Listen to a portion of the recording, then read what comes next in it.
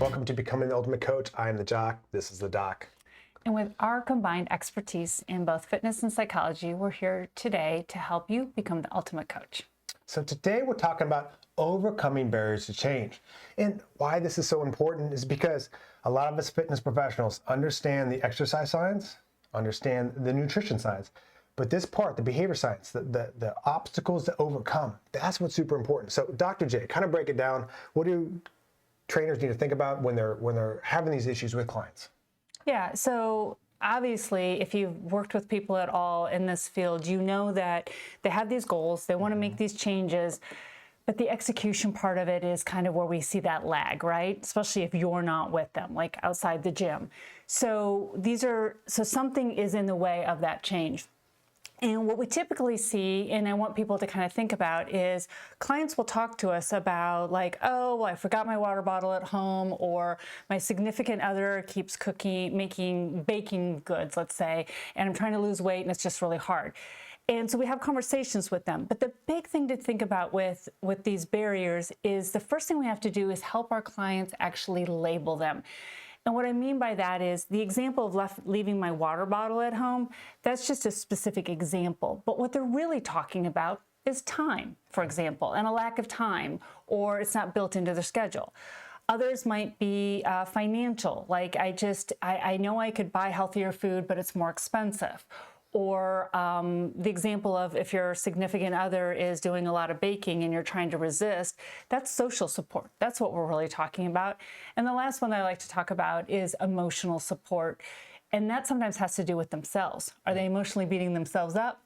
But if we label in one of those, for example, those 4 areas, then we can start getting creative and having a better conversation. When we dive super deep into the nitty-gritty, then it's almost like solving that one thing and then the next one, and we're not really addressing the overall barrier. Yeah, I think it's such a big thing to address because I know for myself as a younger coach, and a lot of younger coaches I talk to, it's very frustrating because you're like, I'm having the same conversations over and over again. Yeah. Like they come to me, they say they want to change, and I'm just trying to improve their water intake, but they're not even doing that. Exactly. And so by learning some of these things, and this is what a lot of learned from Dr. J, is by figuring out these steps, we can improve that. Now, I also like to take a step back I have a lot of empathy towards my clients in the sense of I am super glad that they're showing up, that they're putting in the effort, and that they're consistently coming back. And I might give them a strategy and they might only do it a couple of days out of the week. I really celebrate that because most of the people that we're working with, they're busy. They have jobs, they have families, They have all these ingrained habits that they're trying to change. Exactly. And so a lot of people are beating themselves up enough that they don't need someone else being like, well, you should really do better. If you want this, just try harder. You need more willpower. Like they don't need any more of that in their life. And so really kind of take it the next step further of like how to identify this, how to talk with clients with this, and like what's your recommendations with that? Yeah, well, I mean, let's just start with this time issue, for example. And let's just break down these 4 areas, but I'll start with time and then see what you think. With time, a lot of times you'll hear this, right? Like, I don't have time, or I'm so busy, or every day is different, and I just don't know where I'm going to fit this in. And so, okay, we know it's about time. Then the next level is sort of like, well, what is the issue with time? Is it not built into the routine? Is that the challenge? Is it something that they need to swap within their routine and that might make it more efficient? Or is it something that they need to double up? So can they get their steps in while they're at their son's soccer practice? And so while they're doing their thing on the field, can you walk around? Is there space where you can take a walk, get those steps in, do some movement, things like that? So whatever it is, or I don't have time in the morning and I'm always forgetting things, right? Well, change up that routine the night before, stick it in your car, have it all there, those types of things. What do you see with your clients? So one good example for this, when I think of the time, is I think of ratios. And this is something I actually learned from like Ian King when he was talking about the ratios of flexibility for adults. So instead of if it's a client that's trying to improve their flexibility, it's not like, okay, add on an extra hour of stretching. It's more of change the ratio, because if you get someone in that's already doing some sort of training and they're doing like 2 or 3 hours of that, instead of just doing like the 3 hours strength training, we might do like, okay, let's do 1.5 hours of strength training and 1.5 hours of the flexibility stuff. Yep. And not that we have to do that forever, but in changing up those ratios, because like this is time you already have carved out doing something. And a lot of my clients are doing some sort of activity, whether they're getting some walks in, or they're running, or they're going to yoga, or they're doing some strength training. And then when we're trying to figure out the balance for that, it's more of thinking ratio-wise of instead of adding more on top of this because you're always very busy, maybe we need to cut down a little bit on one to increase the other for a period of time and see how much that improves and then reevaluate from there. And it is no surprise to me at all that you like this ratio thing, because if you work with Scott, it's about numbers, and that's his happy place. So that doesn't surprise me at all. But I really like that because most people have a lot packed in their day, and so we're really looking at, like you said, it's functionally replacing part of something. It's not that all or nothing approach, but it's exchanging something for something else and starting to build that in, and then eventually just finding that balance. The other one is financial. So when people think of like, oh, healthy food is more expensive, for example, or I looked at these meal plans or these meal prep places and the food's got good macros and things like that, but it is expensive for the whole family. Again, it's reminding people, is it an all or nothing? Like, what are you spending? Let's say you're trying to reduce some of your wine consumption or your weekend margaritas with the friends or the Starbucks, right? You don't have to have a pre-prepared meal for every single meal during the week, right? But where are those exchanges? Maybe like 2 lunches out of the week. If 2 lunches get better and we're working on weight loss or just eating a little healthier, that's 2 lunches better than ever before. And if there's an exchange there. So it's just helping people break down how to think about their finances and how to apply that to their goals. Yeah, and I think this comes back to like being very clear on what the goal is for these people.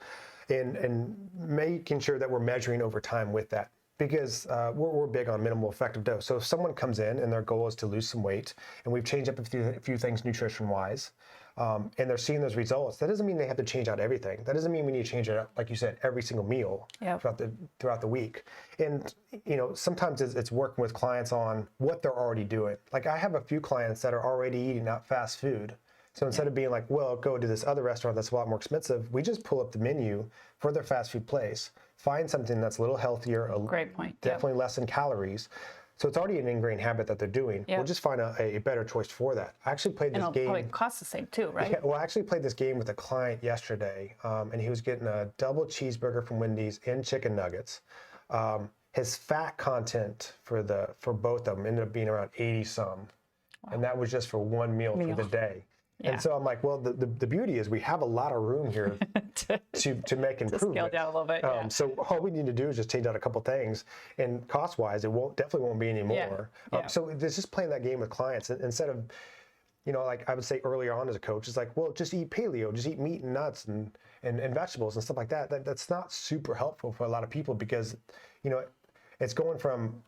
it's changing a lot of habits. And this is what Dr. J taught me of a lot of times when we're changing habits. Sometimes when you make a recommendation, that recommendation might sound simple, but it's changed a lot of things.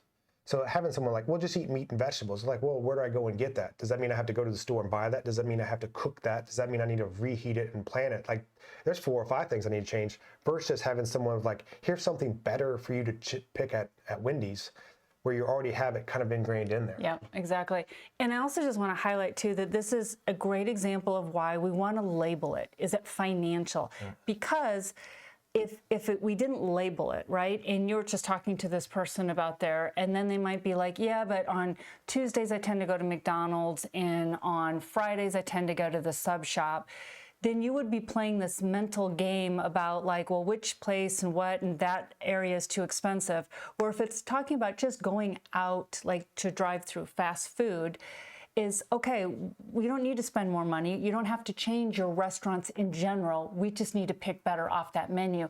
So that makes a clearer and easier thing for that person to remember is I don't have to think about what I'm doing on Monday and what I'm doing on Wednesday and what I'm doing on Friday.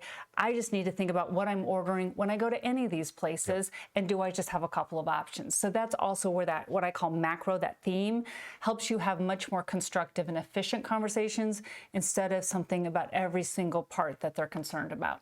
So social, and I kind of highlighted this one earlier when I was giving the overall, is where are you getting your social support? whether some of us are wired that we need that encouragement, that attention, that celebration, people really noticing change, and we're either tracking it and sharing it with others. You see this on a lot of the apps where not only can you track your progress on something, but you can share with friends.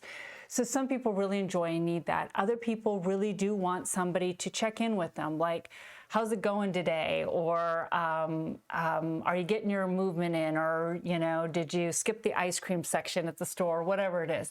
They want some of that. And so if I know that social and the lack of social support is a barrier, then I don't have to dive way deep down into their marriage and about the spouse's propensity to cook certain foods or things like that. But it's just, where could you get it elsewhere, if not there?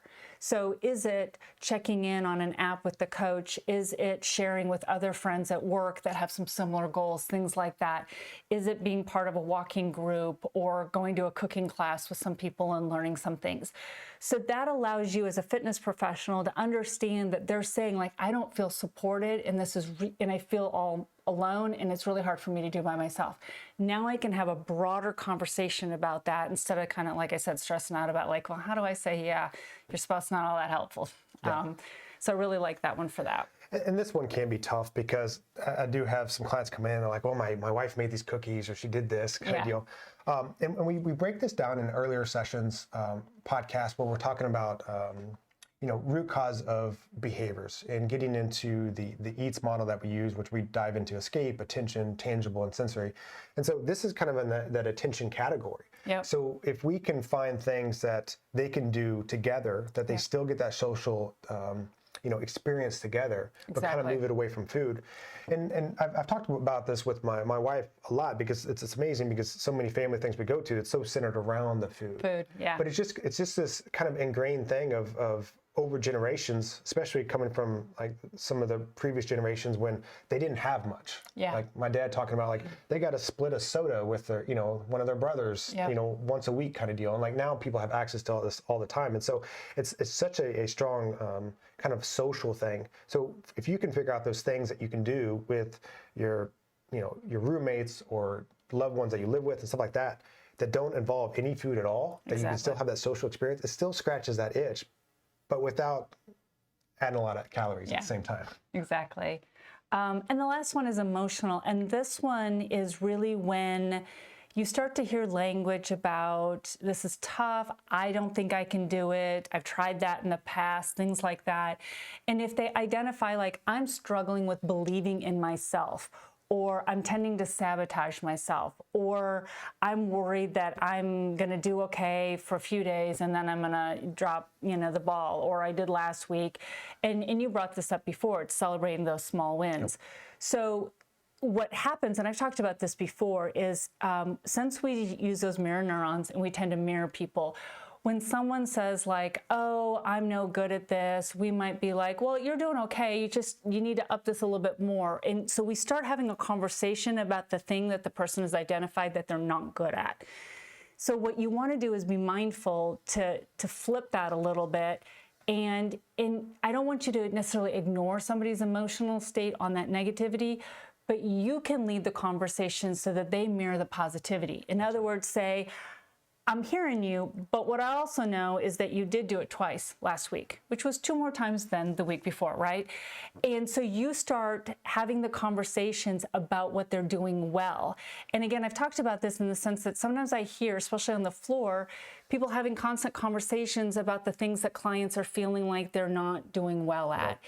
And again, we're trying to be sensitive and responsive, but at the same time, we can lead that conversation to help shift that growth mindset of where am I going with this, as opposed to viewing that negativity, especially if they've got a history of not being successful before.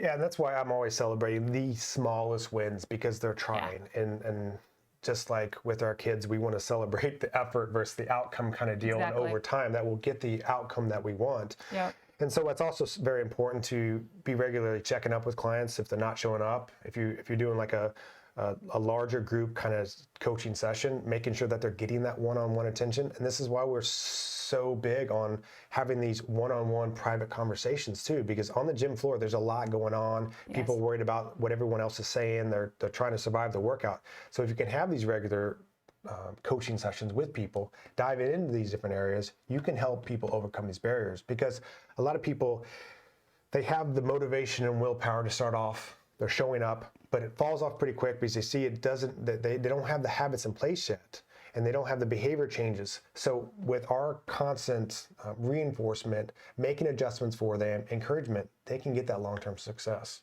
Yeah, and again, we're obviously big proponents of taking it off the floor, having these conversations.